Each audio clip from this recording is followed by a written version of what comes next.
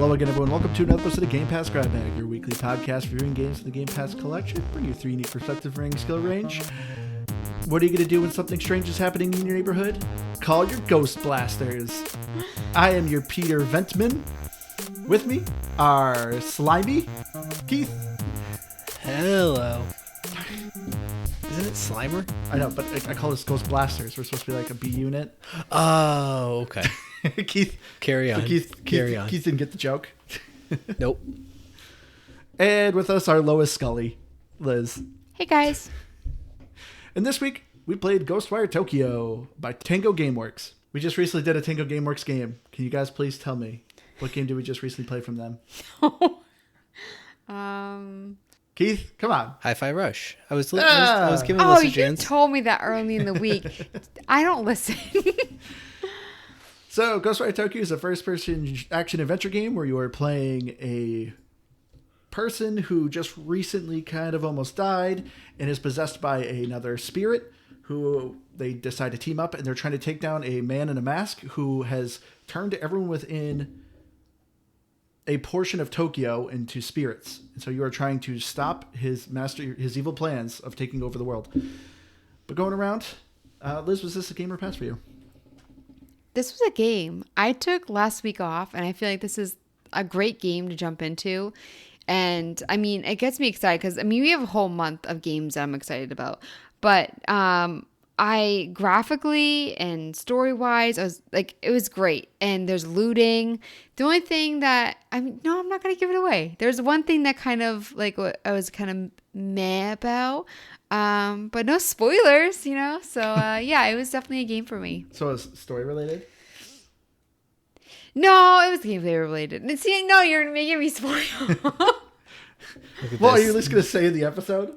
What? Are you going to say in the episode what it is? Yeah, I know. You're trying to trick me right now. I know. I just thought you meant when you were saying no spoilers, I thought you meant you were going to spoil the story for people. There's one thing that kind of I was kind of about. Gotcha.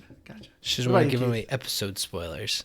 I like Exactly. this new vacation, Liz. Coming back with a refreshed sense of urgency, not spoiling things. I love it. Yeah, Liz, you should take more time off.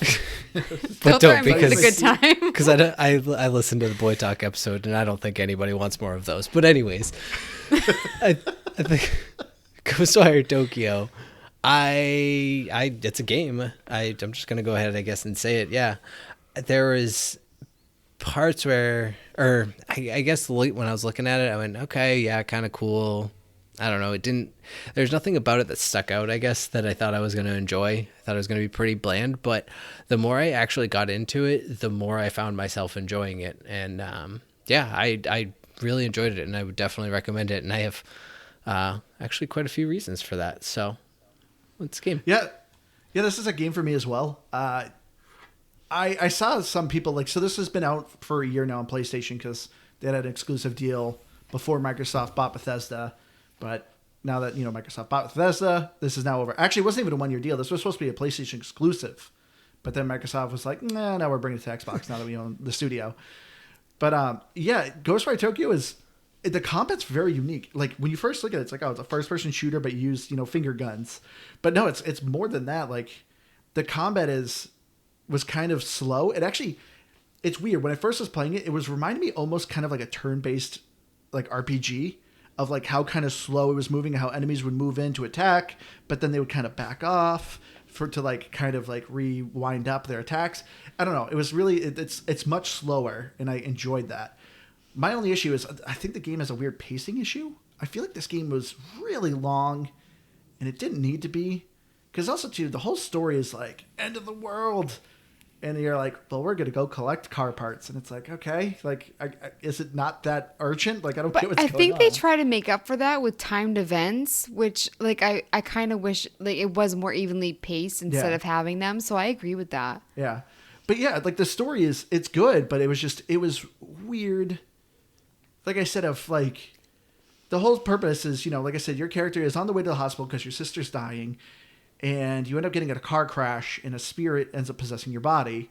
And luckily in time, too, because a mysterious fog rolls in, and anyone who goes in the fog ends up disappearing and turning into a spirit. And spirits from the other world start to invade Tokyo and starts to capture these people's spirits. So you are trying to stop this guy because the guy ends up kidnapping your sister for a nefarious plan. So you're trying to stop his nefarious plans. But it was just weird of like, oh, we gotta go, we gotta save your sister. But then you're like, I'm gonna collect spirits, I'm gonna do side quests, let me do this. It was just, I don't know. I thought the story pacing was weird, but I liked the story. Any open world RPG though? Like, because we joke about it literally all the time about how everything is always urgent, you know, like in Chorves when your friend was being attacked, like they're imminently in danger of being attacked and you're just like, okay, cool, I'm gonna go do a bunch of side missions and I'll get there when I get there because I know that when I show up, that's when the actual fight is going to take place. That's just any given open world RPG. I do agree with you as far as the pacing overall in that I like the pacing of the battle, but the game, yeah, just seems to drag, and I don't know. I like the main missions seem spread out and slow and dry, but yeah. The only difference, though, between something like Chorves and this, between the story moments, like a cataclysmic thing happens. Like you see a big light or like things are shaking. You're like, oh no, the end of the world. But then it's like, I'm going to go around and loot stuff. Like it felt different because this one was very much like you can see the thing going on. But you're just like, nah, I'm not going to go there yet. I still think that happens quite often. Maybe not Chorves, but quite often. And so I guess I kind of looked past it, but I get where you're coming from. And yeah. Wait, did you say if it was a game or not? I did. I It's a game. said it was a game. Okay. But I did not hear that. Okay, sorry. So I really like the story. It was weird. So like the person or the spirit that's in you, KK. Yeah. I was really interested in him, and I know there was like side missions that you could learn more about him and stuff, or like his paperwork or whatever. But I felt like I kind of wanted more. I mean, like at the beginning, with the whole sister thing and stuff, they didn't really get you to like really invest in the characters. Like it's like, oh, they took your sister, but it's like, okay, but can I have some like backstory? Can I have something? And I felt like they more focus on like the current here and now, and for me, like I'm more of a backstory person. So like but I do think like they did create an atmosphere with like, so like there are these scenes where there are the like I call them like the ghost parades. They're called visitors. No, they're actually also they're called ghost parades or something like that. Oh, they are. Yeah. So or I visitor. Parade. Yeah, or visitor. Parade. It's something parade though. I think. Yes. I think you're right, Liz. And I also thought too, like at the very beginning when you're like thrown into it, like the spookiest scene is at the beginning when you're going through the hospital for the first time, when you first see this ghost parade and stuff. And it is really maybe it's because like Andrew works overnights. I was home by myself, and maybe that's why. But I was just like, this is spooky. I don't really feel like that now, but I felt like at the beginning they definitely created that atmosphere. So story-wise, I do wish there was a bit more. Like I know that something happened with his parents and all that. Like I just haven't gotten to it maybe, or I don't know if they're gonna tell me, but yeah. See, I 100% agree with you with the atmosphere. Like this game is rated teen, but I would not want my 3-year-old to be watching me play this game because it is creepy. It's weird because usually when there is a horror game, you kind of know what you're getting into. It's it's probably gonna be a survival. It's gonna be super gory. Something is gonna be chasing you. But this is like a weird change of pace of like I felt not scared but very uneasy. It was very creepy. Like they did such a good job with the atmosphere. And but the why are design of so the many enemies. headless? And that's what I don't get. Like that's like the creepy part where like especially like what are they, schoolgirls or whatever? Because you told me you can look up and see like why they are the way they are, like the ghosts, the history and of stuff. the demons, the visitors. But yeah, I think too, like, so our 3-year-old right now all of a sudden is afraid of ghosts for some reason. I think it was from like something that she saw on like a show or something. I mean, even kid TV shows have everything now. Yeah. And I would definitely not play it in front of kids. It's creepy the way that it reminds me of like, so I didn't see the movie, that new movie, was it Megan or something with that. Yeah. The way that they throw themselves, like leg first, like that's like my first thought when I see them. I don't like it. I just thought they were. Is karate? I don't know. I thought they were like ninjas. Oh, what is it called? But well, it's funny actually because I was playing this, and my 5-year-old was walked up and she was watching me play. She's typically scared of a lot of things, and she just kind of sat there and she's like, "Oh, what's that?" And none of it actually bothered her. So like, Thanks. yeah, it was like I explained to her, I was like, yeah, they're like ghosts. I don't know. They came back. She's like, oh, okay. Do you have to fight those guys? Like, are those the bad ones? Like, she just didn't care at all. I mean, did you get to the real creepy ones? Because like when you get to the lamentation, I think it was the floating one with teeth. Yeah, the one that looked like a jack-o'-lantern. Like, yeah, that one. It wasn't any of those. And there's some that I've seen pictures of, and I know they get really creepy looking.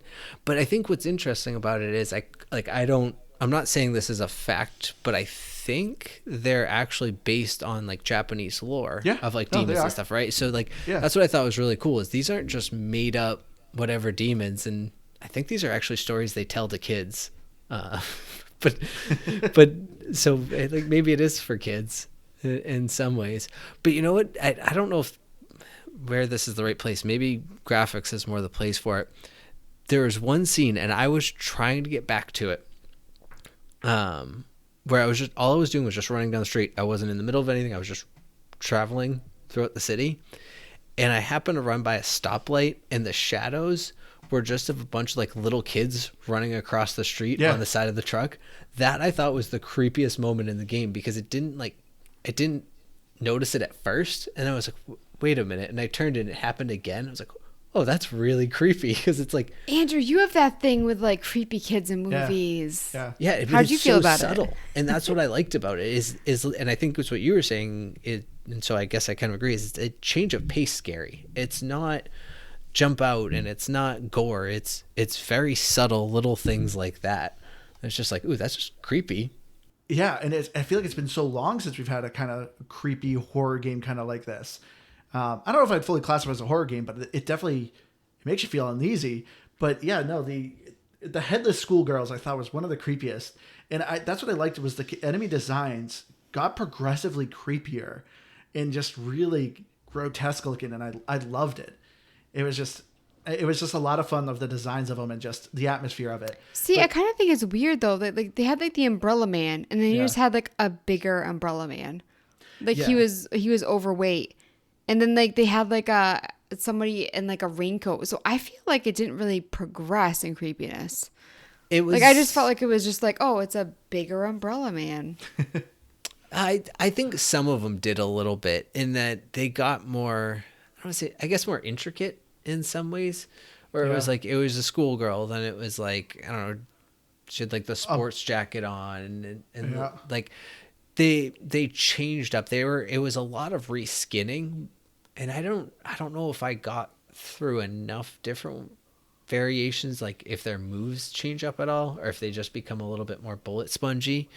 But that's what I mean. Reskinning, it makes it less scary, in my opinion. Like for me, like the schoolgirls like were like the creepiest, and then like when you start reskinning, what about the ladies with the scissors? No, but those ones creeped me out. But for me, like the original Umbrella Man, like that was creepier than the one after. Like so for me, like I thought the original were the creepiest, and then from there it just kind of went downhill. I was like, oh, it's just like a different version of it. So I don't know. I disagree with that. Well, I see where you're coming from of like the reskinning. I would say, yeah, it would kind of wouldn't be as creepy, but like there was so many different enemy types that really were new characters and new models. Like I said, like the woman with the scissors, the lamentation, which is like a lady with long hair who was floating in the air and had like a Pac-Man mouth full of teeth. Like you just had these new creepy ones. Another flying one, the Sanguine Dancer, was like a spinning umbrella that threw sickles at you, but it was just like a bunch of arms under like an umbrella. It was really creepy looking. I also just remembered, so the schoolgirls, I don't know how to pronounce it, and I know I'm going to pronounce it wrong, so forgive me, but I remember watching, I think it came out in the 90s. There was a movie about like Copiera. I don't know how to pronounce it. It's a type of martial arts, but I remember seeing Capoeira? Sure, why not? And from Bob's Burgers, the guy. Oh yeah, no, that is the same thing. Yeah. No, but it was a movie in the 90s. And I remember like thinking it was like the craziest thing where they would fling themselves leg first. Yeah. And so for me, that like I thought that was so cool. Crouching Tiger, Hidden Dragon? Never seen it. I don't know. But I'm curious, Keith. So I talked to Andrew a little bit about this, but when you make the selection at the beginning, I did Japanese audio and English subtitles. What did you do? I did the same, and I'm torn. I kind of wish I did the English text because there were moments where there was actually action happening while I was trying to pay attention to the dialogue too. Yeah. English text? You didn't do English text? Or well, yeah, English subtitles. I mean, like No, English but dialogue. you're in the middle of combat, though. okay. He said, Yeah, yeah. sorry. You said English text. I'm like, wait, are you reading Japanese here? Yeah, you didn't know that about me. I'm actually more than bilingual. We won't get into all the languages I speak, but no. And like there was moments I wish I had the English dialogue on, so that I could have heard the dialogue rather than trying to like quickly read and get back into my combat.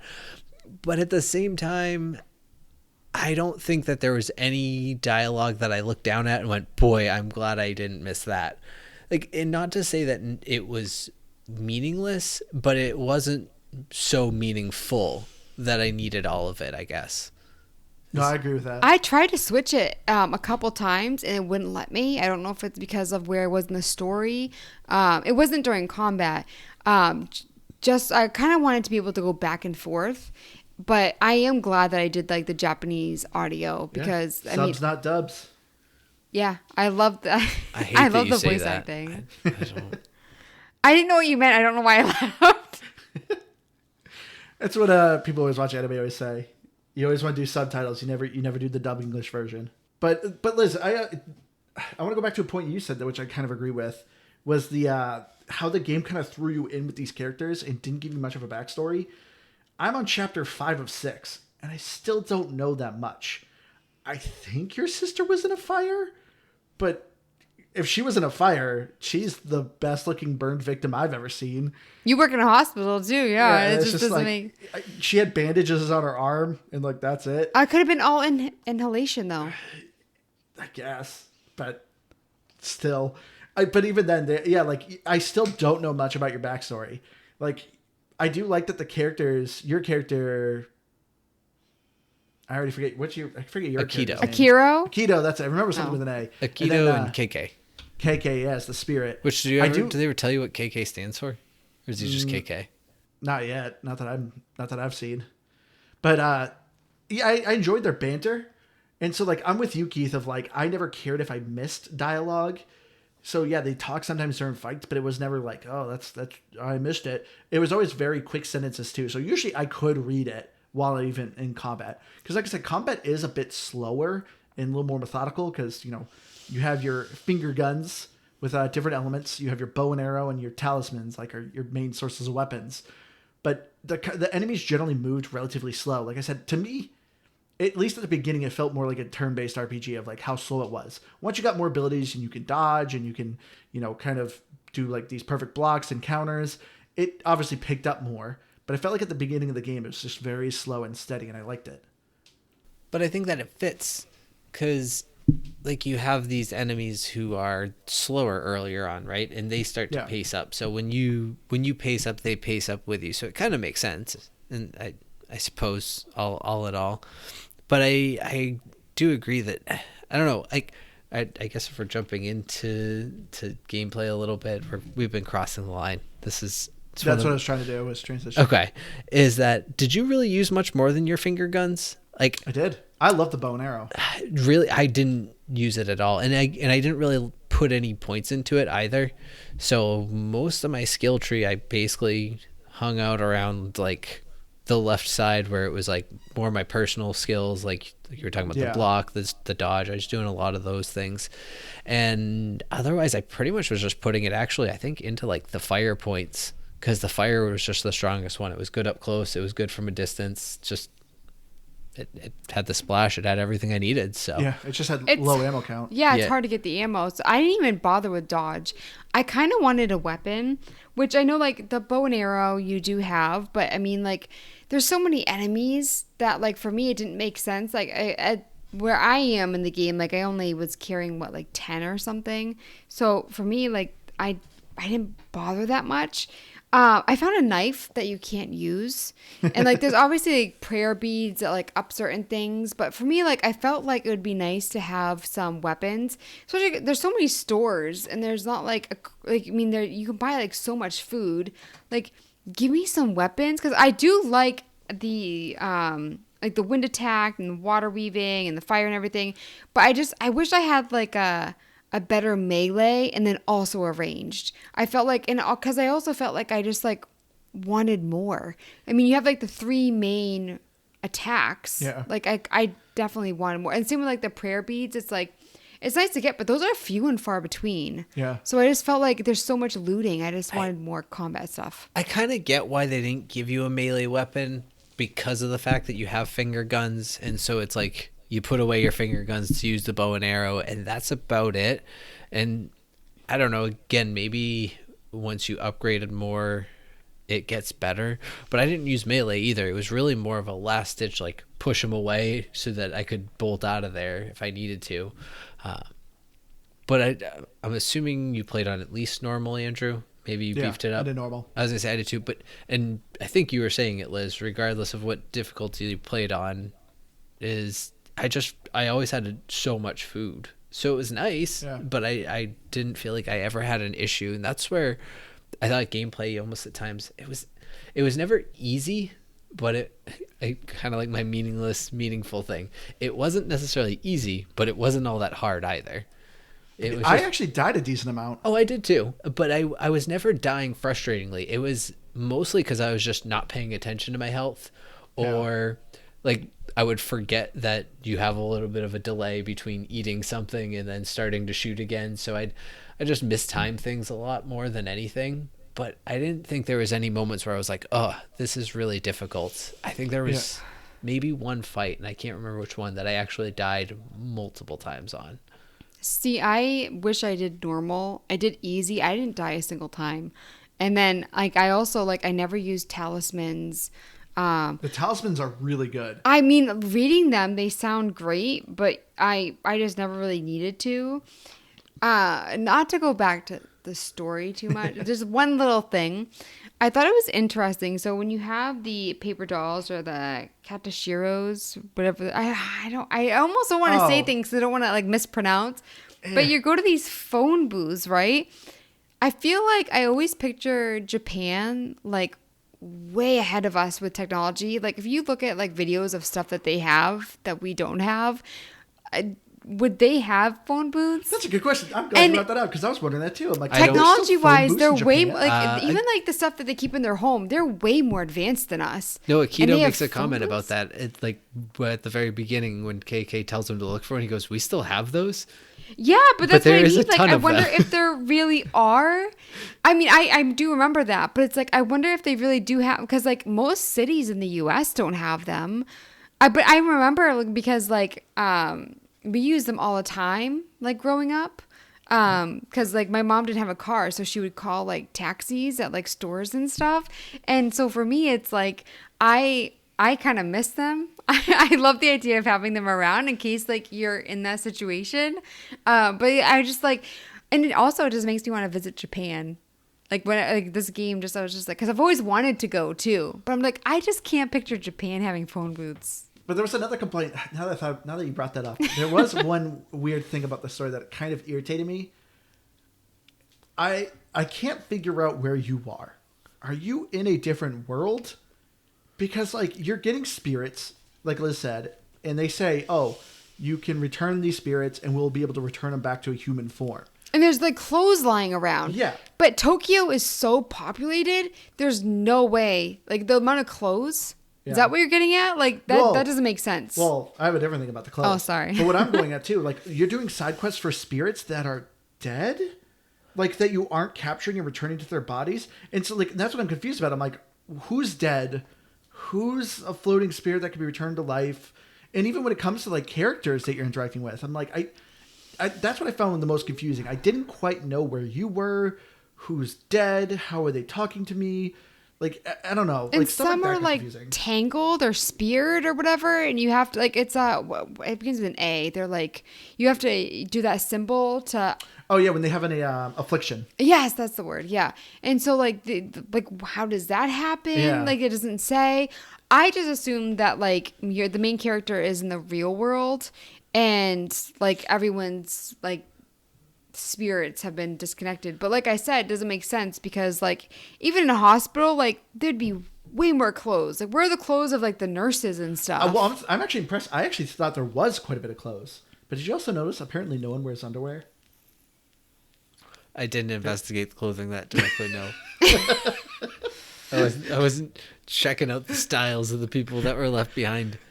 I don't know what's hip right now. Like, is going commando like the new thing? I don't know. And, like no one. And then every once in a while you find baby clothes, and apparently babies don't use Oh, diapers. I do it. I know. I mentioned this in another game. Like, why are there strollers Atomic Heart. around? Like, I don't like that. I don't need to see that. Like, you know what I mean? I don't see crutches around or anything. Like, why do I need to see like a? Like, That was one of the afflictions. One of the afflictions, the spirits had a crutch in them. I do. I wasn't sure if that was a crutch, if I was just seeing things with my eyes. But yeah, like that's another thing. Yeah. I didn't care for the whole affliction thing because it just got old. Oh yeah, I did too. time It suck just kind of. it just became tedious because it's like I don't really get much of a bonus, and I just had to do a thing that took time for no real reason, not even a difficult thing, just a thing, and it became tedious. Yeah, so Speaking of tedious, let's talk a little bit about the collectibles in this game. yeah. So as we said, you're collecting these spirits. They're like they're like a group of people kind of in a ball. And usually when you suck up a spirit, you get usually about 100 spirits. The game has 250,000 spirits. There's 250,000 spirits you gotta collect. And like I said, majority of them are 100. Every once in a while you get one that's like 500, 600, 700. But those are few and far between. Majority of them are 100 spirits. This game has an absurd amount of spirits you gotta collect. And that's just one thing. Then you got audio logs. Then you got, like paper, like diary logs. Then you got Jinzo statues. Then you got the cat relics. Like I have a ton question of though. stuff. So the blocks, you know how like they get the spirits in blocks and you have to and save you gotta them? yeah. Yeah, so obviously like sometimes you're gonna miss some. Which I did once. I didn't realize that event Me activated. too. No, I saw them doing it and I was like, oh, like is that like a timed thing? Yeah. It was.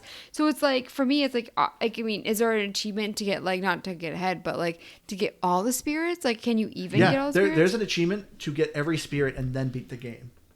And that brings me to like my main point of like what I disliked about the game. I feel like where I'm at in the game, the combat, it kind of got samey. And it's such a big aspect of the game that I was just like, I mean, there were times where I was just like, do you know, I don't want to fight you. I know I'm going to win. I know like there's like a couple guys and I'd rather just go around you or like sneak up and get one of you and go where I'm going. But I mean, we talked about earlier about how like there's a lot of, reskins and stuff. The combat, it doesn't really vary that much. And so you have all these, achievements for like, get all of this or get like the vast majority of that. And it's just like, that's a lot. Like I started doing the side quests and then I kind of got bored with the combat and I was like, I need to do main mission. I'm already kind of done with it. And I'm on chapter 3, I think. Cause like I said, I did a lot of the side missions. So that's why I kind of don't understand why they would do that when, it is samey. Yeah. I'm 100% with you. This is one of the first in a while when I did an open world game. When I saw just how many collectibles are in this game, I was with you, Liz, where I'm just like, I want to beat this game and I want to finish the story. So I was just skipping everything. I've only did like 6 side quests. And yeah, they're all pretty samey. But sometimes so like, I'd accidentally start one because it just looks like a spirit. Yeah. And then I'd be like, well, now I feel bad. But yeah, so I've just been beelining to the objective. I'm not trying to do extra stuff because I'm just like, I want to see the story. Because I'm the same way. The combat's getting samey. The side missions are the same. And then another one of my complaints, I don't care for the skills in this game. None of the skills, for the most part, they just speed things up. Like you can, usually when you're in combat, you are essentially exposing a core on the enemy's chest. And if you expose it enough, you can kind of do like an insta kill. You like send out a rope and you try to grab the core and you destroy the core and it kills the enemy. And so like your skills are essentially ways to speed that up. Like, oh yeah, you can make this core like stay more exposed longer, or you can crush the core faster. And there was no skills that I was like, this is a must. You have to get the skill. Like it changes everything in the game. No, they were all just kind of speeding up and making things more efficient, which I didn't care to do. I also just thought of something that kind of, I mean, backtracking a little bit. We were talking about like where is your character? Like, is it in like the real world kind of thing? So like, I mean, so you have like the Temu, right? And the grappling, whatever. Say that you get a grappling hook. There's still no height damage, and at one point, like KK leaves your body, you can still run around. You're intact. Yeah. So that means it's not real. Like, you're not in the real world because you're falling from buildings and you're okay. Like, that car accident, you're not limping or anything. And, like... Well, KK heals your body when you got in the car accident. That you kind of saw. No, but, like, afterwards, like, everything that you go through, like, there's no real damage. Like, for me, like, there'd be height damage or something if, like, it really was...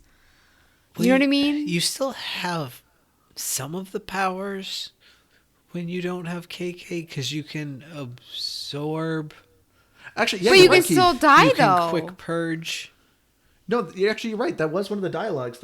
When you're first is KK, they say you are still connected to him, and that's how you're able to track him down. You don't know it at first. It's not until you talk to Rinko, I think her name is. I always called her Ringo. But yeah, she explains that you're connected to him still, so you still maintain some of his powers, and I think that's why you don't have, at least I think that's what explains like the height damage and stuff. I don't know, you make a valid point, but I think that's the explanation. I don't know for sure though. But I just felt like when he left the body you would die. But well, they did that first because when the game starts, half your face is missing, which is supposedly what happened in the accident. But if you remember, there's a scene where KK heals your body, but it's still. But he's like locked up in a spear. He can heal you from there, but he can't get out. I don't know.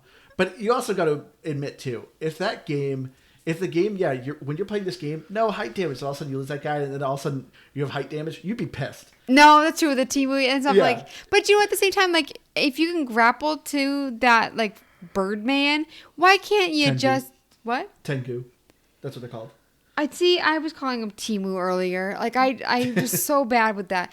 But like why can't you grapple to other buildings and stuff? Yeah. And it just like it bothered me too that you go up some flights of stairs but not others, That's really random. But like for me, like it's like why can't I grapple to other buildings? That would have made it way more fun.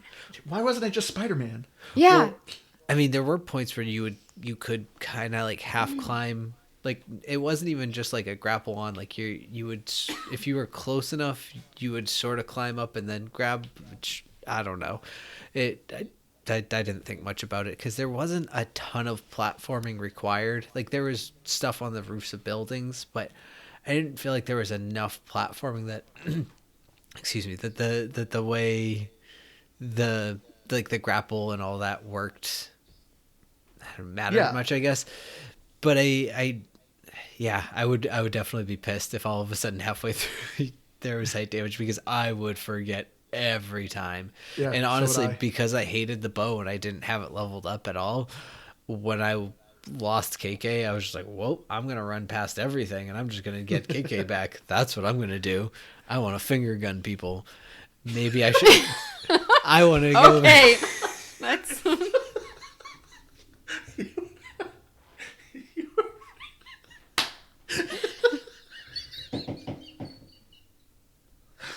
Well, anyways, when KK does leave you for a while, it is like it's kind of a scary moment, isn't it? Thank you for glossing over that, Liz. So scary. It's terrifying. So I just ran so far away. I've had that song stuck in my head for like 3 weeks. You're welcome. I think we're just gonna go past it. Anyway, what did you guys think of the timed events? Because so there's one at the beginning. There's one where I'm at now, and I was just it was right before we started recording. Well, probably 30 minutes before we started recording, and I was just like, do you know what? I think this is a good stopping point. I like the world events. I wish there was more of them. The only two I kind of saw were when the spirits are getting trapped in boxes, and then when the ghost parade's going on. You know, I feel like I've never seen you truly cry, and you have just tears down your face. I do wish there was more of the timed events, mostly because they were interesting and it was a quicker way to gain souls. I love the ghost parades. I thought those were fun. Oh, Yeah, those because were- they was just big out melee brawls. I think Yeah. I actually only did one of them, but it was Wait, it you was guys fun. fought during them? Yeah, Yeah, it what did you do? It sucks If you in. hide, they go away. No, if you fight them, you go into this And arena and you fight a bunch I of people. thought the and you get a first bunch of time ghosts. it showed you, it forced you even. I didn't really have a choice. Yeah, that's right. It, Yeah, just- it forced you the first time. It just popped up in front of my face. And it was well, I guess I'm doing this. And then I assumed after that I would have opportunities to bypass them, but I don't know, might- maybe you can bypass even the first one. I don't know if I was in an arena. Why are you laughing, Andrew? Sounds like a Keith's phrase. It might have been. Andrew's I still might have taking over been. finger guns. I might have been sucked into an arena, but after that, when I saw the ghost parade, I just hid because I thought that they could see me and they went away. But the music picked up and Yeah. stuff, and it's super eerie. But yeah, you don't have to fight during all of them. No, but there were fun fights. I always loved when the game went into an arena mode and you just fought a bunch of people. I didn't know 'Cause they did. That's why I didn't do the it. ghost parades have a ton of enemies, and yeah, they're actually a lot of fun. But with Ghostwire Tokyo now coming to Xbox, there has been a free content patch called Spider Threads. Did you guys play that alternate game mode? I was going to ask you No. about that because I was going to ask you if you knew what my favorite part of Ghostwire Tokyo was. Yeah, And I think- the roguelike element of Spider Threads. Oh man, when I fired that up, I started reading. I went, wait a minute, this is a roguelike, and yeah. So Spider Thread is awesome. Is Yeah. is Can what you I would explain say. it to me? Because I didn't play it. It's Yeah, essentially it's a roguelike version of the gameplay, but what it does is it just brings you in, it drops you into a floor, which is a little section of a city, and it gives you just some random Objective. objective. It'll be find a specter, get Protect the spirits. yeah, some random thing, an optional one, and then it will tell you how many certain collectibles of food, money, and what is it? There's a third one. But anyways, there's 3 different collectibles or 4 different collectibles that'll tell you how many there are to collect in that area, and then you go to the next floor and you rinse and repeat, and then every so many floors you go to these what is it, the cat's meow or something like that. Yeah, Cat's Paw. Yeah, the cat's paw, where there's just a bunch of shops where you can do permanent upgrades, temporary upgrades, and all of that. And then if you die, you start back at the first floor and you start over. And the objective is 25 floors, I think. Oh, I didn't far get did you that. get? I only got to, I think, 6 or 7 was my furthest. yeah. I didn't play till I died, but yeah, I only just played a little bit the game mode, and I did floor 5. And I mean, if I'm gonna rate it as a roguelike, it's not the best one because it's kind of slow paced, but it is a very fun addition to the game. And Yeah. and not just because I like roguelikes, I think it's just it takes the gameplay, and we were talking about, is that sometimes it feels like there's not enough fighting in the game. And I felt like in the Spider Thread version, or the Spider's Thread mode, it wasn't a ton of it, but it was very dedicated combat, and you weren't spending a lot of time running around the city looking for things to do. It was go to the floor, drop into the next one, combat, go to the next floor, repeat. And it actually it was a lot of fun, actually. Yeah, because getting the collectible stuff that you were saying is optional. You can just keep going and not worry about collecting all the food and spirits and whatnot.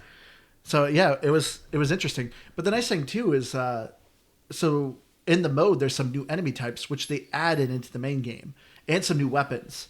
I know the exposure talisman, I do believe, is a new weapon that was added to the main game. And then there was a couple new enemies, which I got an achievement saying you killed all the new enemy types. So I think it's cool that this content update it's kind of small, but it was it's a nice addition that they also just throw in the main game. I also I was saying earlier that I felt like the combat got samey, but I will say that they did add new elements. So like, I mean, obviously I was talking about like the timed events, but at one point you're supposed to protect, I think like, if I forget if it was a ghost or just a woman, but I didn't Ringo. realize what? Yeah, you had to protect Ringo. Yeah, I didn't realize at first that I was trying to protect her, to be honest. Not very observant, but then I noticed like there was like that trail from one of the enemies, and I was like, oh, I think I'm supposed to protect her. And then I did, obviously. But I will say that there were some like combat elements like that were a lot of fun. Yeah. I just kind of wish that there was more. I will say the protecting game modes are super easy because the enemies ignore you. They walk right by you and they're just going straight to whatever you're trying to defend. And you could just go up and instantly kill the enemies. Like you could do a quick purge and just kill them in one hit. So I found those objectives super easy. Well, they were weird in some ways too, because there were points where they would notice you, but they would move slow enough that you could still sneak around behind them sometimes and do a quick purge. I don't know if you've ever run into that, but yeah, largely that's kind of what I would do. Like that, I actually just recently did that same fight, Liz, so I have it fresh in my mind. And the only thing that gave me a little bit of trouble was the giant guy that came out of nowhere. Just because I happened the hammer guy. Yeah, and I happened to be running low on ammo, so I struggled with him a bit. I don't think he killed me still, but it was a little bit more of a fight. But up until that point, I don't think she had even like taken a point of damage. One minor thing that I absolutely love about the gameplay, like we said, the way you heal is by eating various foods that you find around the food. You eat various foods that you find around the city. There you go. And one thing that's great is every time you eat a food, it permanently increases your max health. So it's like as you're healing more, you're increasing your overall maximum health permanently. And I actually love that feature. So like literally I would just take one little hit of damage and I'm like, oh, drinking a soda. Me too. Yeah. I would just constantly keep just chugging things so I could have like as big of a health bar as possible. Probably should have done that more often. We talk about Liz preparing the end of the world for others. and I'm just thinking about how like it's a good thing all this food is still good, or the fact that you go into a hoarder house, like a legitimate hoarder house, and there's rats running around and trash everywhere, and you're just like, ooh, hey, snack, and you take that and you I was gonna bring that up. Oh my word! I mean, yeah. I'd eat it. No, I yeah, saw you're just gonna eat some that. hoarder house snacks. All those flies around, like absolutely no, thank you. All my coworkers make fun of me because I literally eat anything that's left in the break room. Oh, I mean, don't get me wrong. I am a disgusting human being who has children. I eat food that they hand to me. Like I am aware that I am disgusting. So many boogers. So many boogers. Boogers are probably the least gross thing that are on whatever they're handing me. But like I will do that because I love my children, and I will make them happy or whatever. But I will tell you, I am not going to walk into that rat infested house and grab a bag of. Because who knows if that's a bag of fast food from today or if that's a bag of fast food from last year. I feel like I see like necessity and politeness in the same way, where like I actually like know hoarders that are like bug infested houses and stuff. And if I went to their house and they offered me food, I would feel rude not like saying no. And it's the same with like necessity. But I think it's funny too. Like I also adapted this mentality that Andrew has where like he'll eat expired food. Like he doesn't care. And whenever I say like, you could get sick from that, he's like, spring cleaning. And so like now whenever it comes to like food that I'm like a little skeptical of, like that's kind of like the phrase that I think of. Spring cleaning. Amber will throw away things like garlic powder because it's expired. I'm like, well, it's garlic powder. Liz. Yeah. No. We can keep that. Now, if you're gonna go away and throw away the milk that's a week old, fine. I will smell check. I'll accept it because I don't really care. I'm like, fine, we'll just buy more. I don't actually care, but it just makes me laugh because that's something I would have something that is 5 years expired. If it is a powdered product like that, I am not thinking about it. Well, that's kind of a joke because, like, you go to your grandparents' house and they have, like, stuff from, like, 1999, like, spices. Oh, my parents used to have, they've dug out, I think, like, a 7 or 8 year old can of frosting one day. It was pretty old. I have some, like, Andrew, like, he also influenced me with this. Like, I do have some expired spices, but I have, like, because I write them down. I won't get into that. But, like, No, because okay, So you no, can I'm going note the to. days you eat them in case you No, die. Like this because so I have them all day. written down because I don't want to sound like a crazy person. So we do grocery pickup, and one time they came and there was no cap on one of the spices, but it had like the seal. And then another time I did grocery pickup, and it was a broken cap. So I ordered containers for my spices, and so now I have them written down. And then it's like, by the end of the year, if they're expired, I was like, oh, I'll toss them out. And then like I kind of forgot about it. So now they're like a year and a half expired. But it's only a couple of them because I have a lot of spices. But I like, Liz, you say smell check. And according to you, With milk. everything smells bad. I have a Every time super you open a sensitive. fresh packet of meat, you're like, that smells bad. I'm like, no, it doesn't. It smells like meat. No. So, okay, this is a perfect example. So I do have a super sensitive Change of nose, time. but like it's like most smells that like bother people don't bother me. But like for instance, like I opened a package of chicken, and I was like, this smells like bleach, and Andrew didn't believe me, and I googled it, and in the U.S., yeah, it's some chicken like some factories, they do use a solution that does smell like bleach. Andrew doesn't smell anything at all, and I was like, so I don't buy that brand anymore. I don't want chicken that smells like bleach. So yeah, I do the smell check, and actually it makes it so that you don't have bleach chicken. You're welcome. But like milk is something that like it's very easy. You smell it and it's good. It's turning or it's bad, Yeah. Do you even smell the milk if it's expired, Andrew? No. That's what I thought. You wait to You see if go it through milk curdles. so quick that it never expires. So I'm just like, eh. Yeah, I mean that's a pretty safe bet at our house is that it hasn't been in there long enough to have expired. But also, I usually do a visual check on milk. Like, I don't know, is it chunky? It's probably fine. I know it curdle like when you put it in like coffee or something, it'll curdle when it's bad, but it looks normal on the outside. But do you know what's weird? Half and half or like whipping cream, it always smells awful out of the carton. It smells all funky. You can't tell unless you pour it in a glass and then smell it. Yeah. But anyways, there's also dog food in this game because you can Oh, yeah, feed video and pet games. the animals. I was going to literally do the exact same transition. I'm talking Great about minds animals. think alike. Yeah, and I think like the fact that dogs give you something in return is great, but I would have pet them anyways But the cats and do given them nothing the for food you. anyways. Can you pet the pet? You can kind of pet the cats.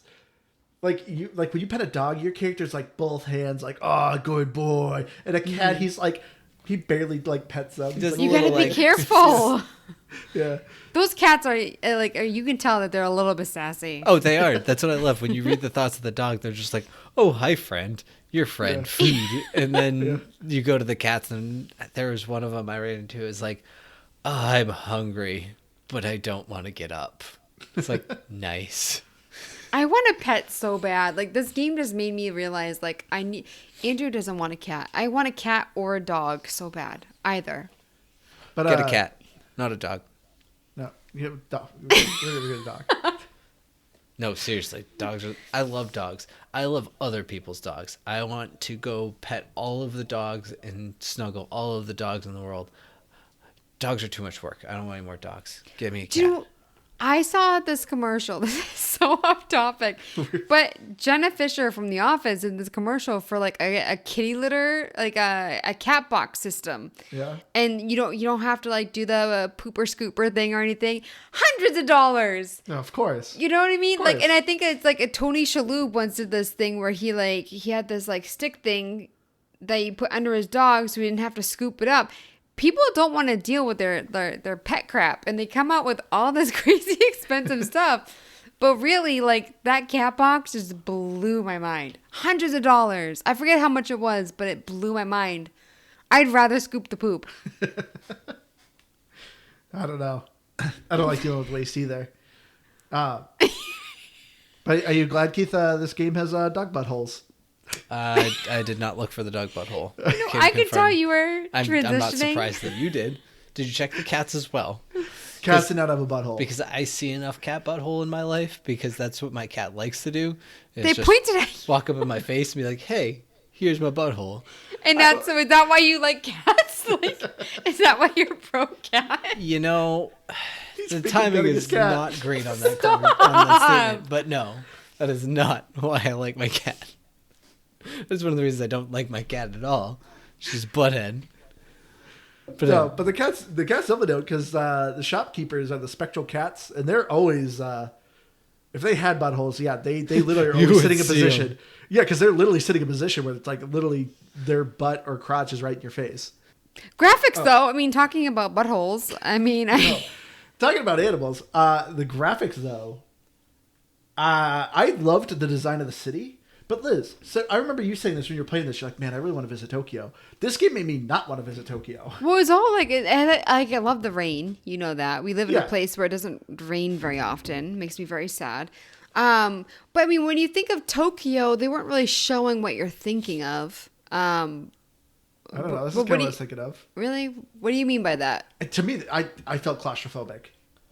Just like there's just so much stuff and everything is so close. Well, I guess like when I guess it's more Japan because there are areas of Japan, especially like touristy yeah. places where you have like, there is like a lot of open space. Yeah. I would be nervous visiting Japan simply because they have like different like things that they consider rude that you wouldn't consider rude, and so like you actually like really have to read up on things that like might offend people, like if just being out in public, the way that you eat, everything.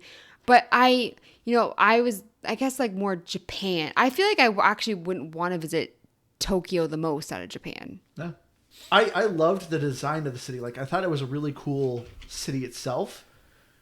But anytime I play any sort of open world in, like, an Asian city, I find them so hard to navigate. Like, usually just about any other game, like all the Grand Theft Auto games, I can usually be like, oh, I know these streets like the back of my hand. But I remember like when I played like Sleeping Dogs, I think that was based in Tokyo. I put hours in that game and I still had no idea where I was. And even in this game, I'm like going through these different districts and then I look at my map and I'm like, oh, wait, I'm actually like by the beginning area. Like I did not notice that. So I always just get so confused with navigation. Well, it's good that you can fast travel then. Yeah, you can fast travel and the map is good in this game. I'm curious though, like, what about it do you find confusing? It's all very samey looking. Yeah, okay, I can see that. You go to an area and like every once in a while they'll give you like a landmark name or it'd be like, oh, such and so shopping district. And I'm like, this looks like the apartment Do district. you know what's weird? Because like there are certain buildings that I was like, wait, I went back. Like I actually knew certain structures and buildings and stuff, so I knew if I was going the wrong way. The map is fantastic, but I actually feel like I kind of knew the direction, which is weird. Yeah, especially for you. I will say, but like I said, at least like this game has a really good waypoint system. Like you can see where your objective is and it tells you how far it is. You can place personal waypoints. You have a spirit vision where you kind of drop like it looks like a raindrop you're dropping on the ground, but it like highlights things around you, but it'll show you like a direct path to your objective.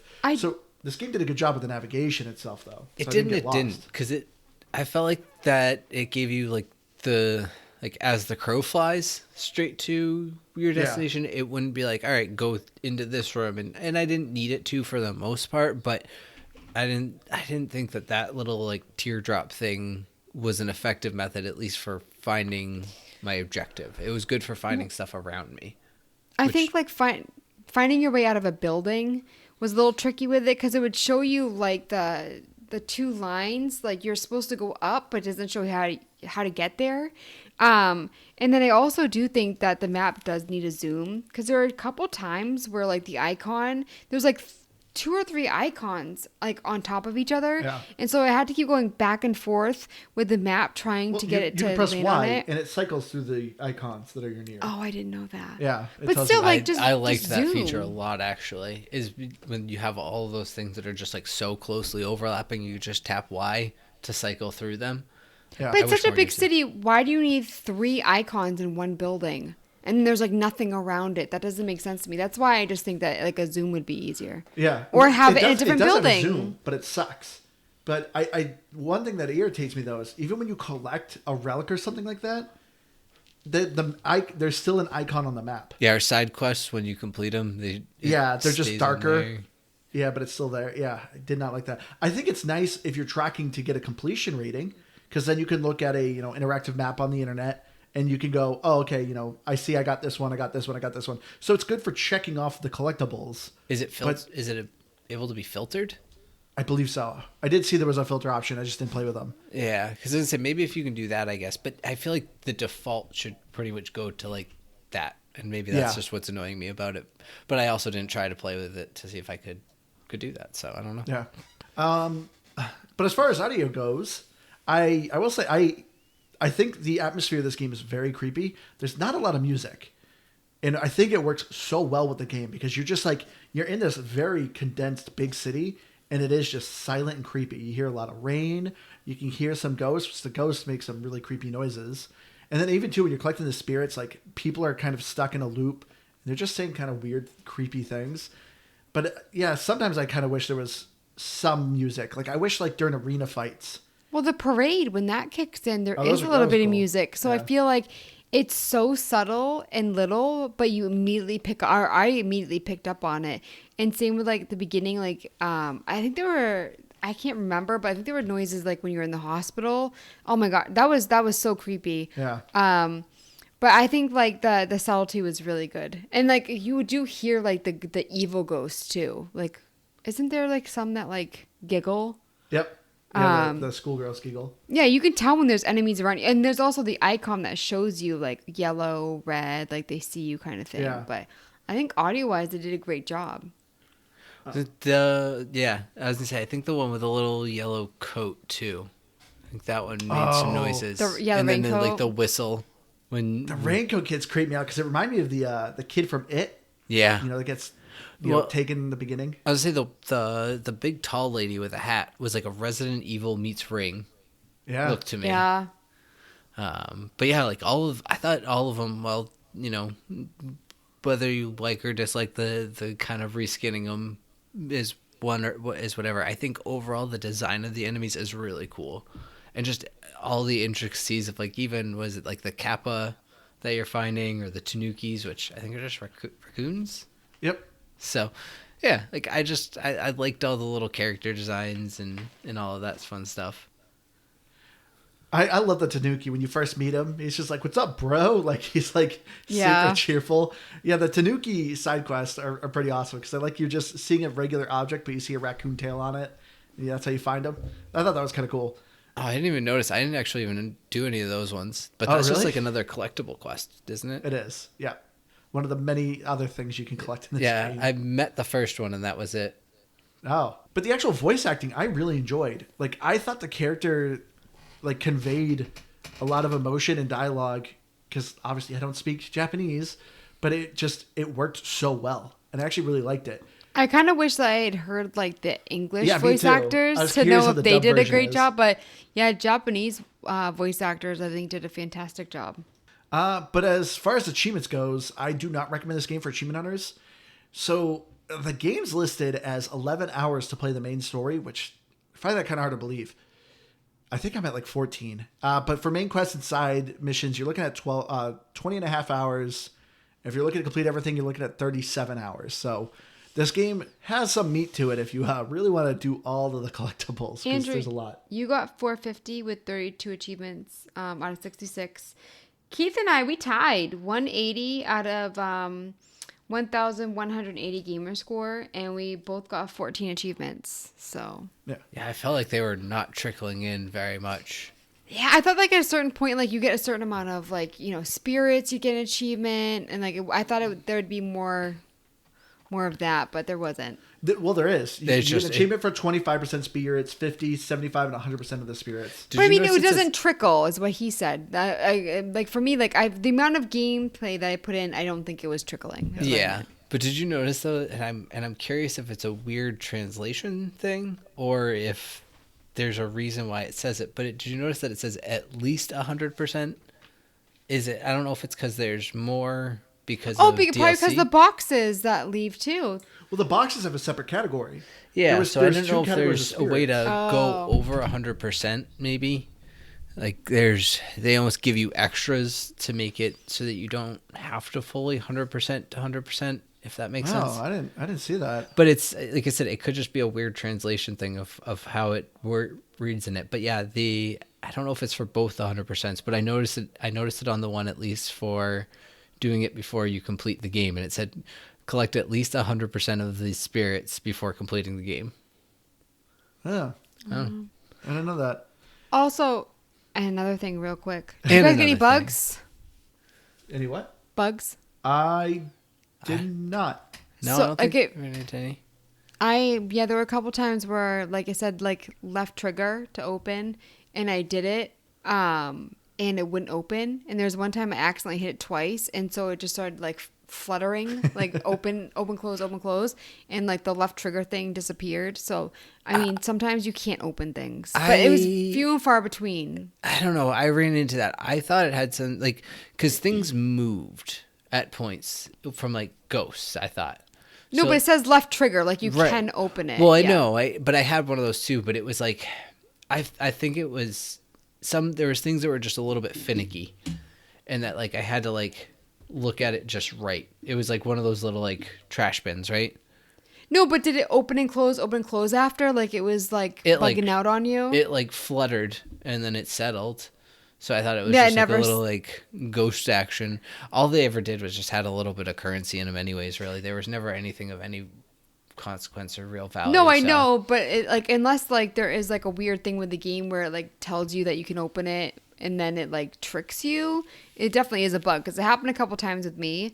And well, it was like you said, you're not really missing out, but it is kind of weird that it happened like a couple times with me. If anything, the amount of things that you can open in this game that have absolutely nothing in them drove me nuts. Yeah. As Opening a closet and there's just nothing. It's just like, okay, that was a waste. what good was that? But that's a very minor thing. But it also drove me nuts. Well, sometimes it'd be like, ghosts hiding in the bathroom. Sometimes you turn the corner, you're like, oh, there's not going to be a ghost in the bathroom. And there was. So that's a nice little surprise. But I played a majority of this game on xCloud, and I will say for an xCloud game, it's pretty good. Because, yes, it is a first-person shooter, but like I said, it's a bit more slow-paced.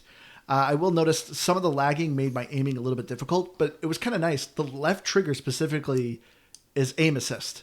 So if you could just kind of have your reticle near an enemy, and if you press left trigger, like it helps lock onto an enemy a little bit better for you. Oh, So- you originally said you didn't prefer it on the cloud. Like you were like, oh, I kind of want to play a different game. It plays better on console, but I thought it was fine on the cloud. So overall, it's not a bad cloud game. The autosave is pretty good. I had no issues losing any progress or anything like that. I don't know about you guys. No, and you could manual save pretty easily too. Yeah. It was pretty allowing of that whenever you felt like it. Yeah. But let's get into our final thoughts here. So for me, Ghostwire Tokyo is a lot of fun. It was a unique experience for a first-person action adventure game.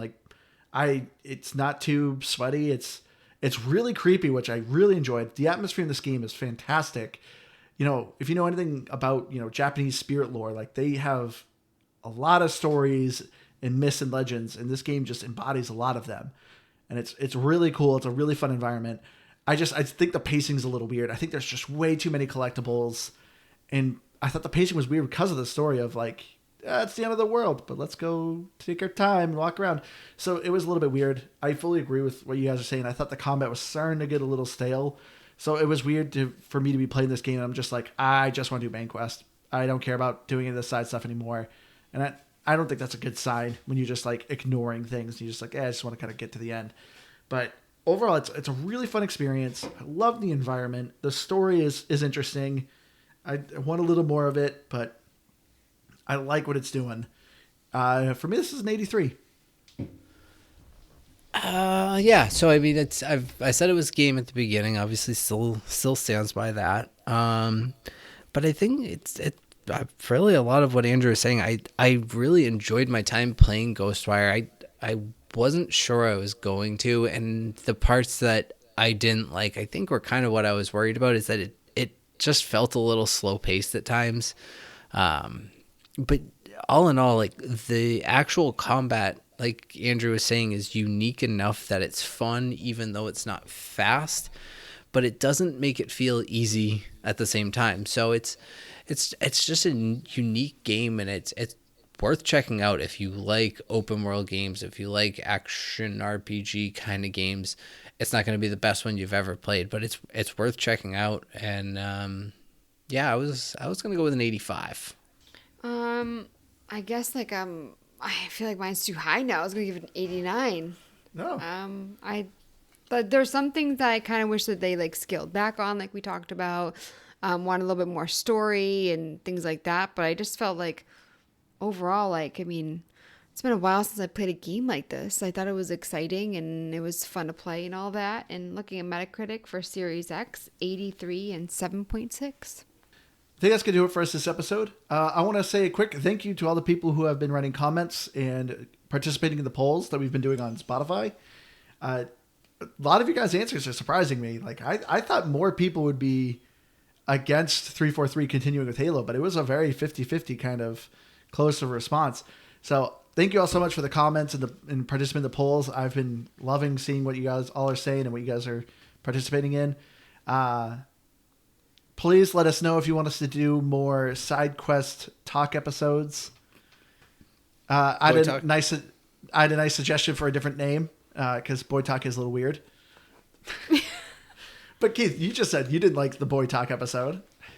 Oh, well, I mean, it's just too much of us.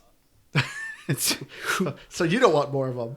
Well, I want more Boy Talk because I think Boy Talk's like Liz should join Boy Talk is what I'm saying. Boy Talk is for everyone. I've said this before. Boy Talk is for boys, girls, everyone. There's nobody that it's not for. Maybe the listeners needed a break from me as well, you know? Which I loved. One of the polls I did for Age of Empires is, should Liz make an elephant noise?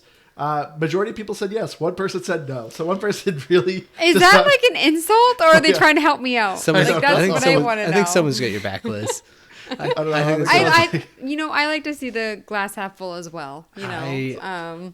Watch them write in and be like, no, I just don't want to hear anymore. Oh, so does that mean, I guess I'm going to have to do it eventually, huh? I mean, yeah. Maybe I should look up some YouTube videos because I don't want it to be like real, like terrible, like everyone just silent after. I want it to be like solid effort. Solid effort. I just want to see more comments from Eugene. I appreciate Eugene's honest and direct reviews. Thank you so much to Eugene. I love those. You're my favorite. Oh, is that the one that was like, oh, I like this episode. This one was okay. Yeah. Not very good.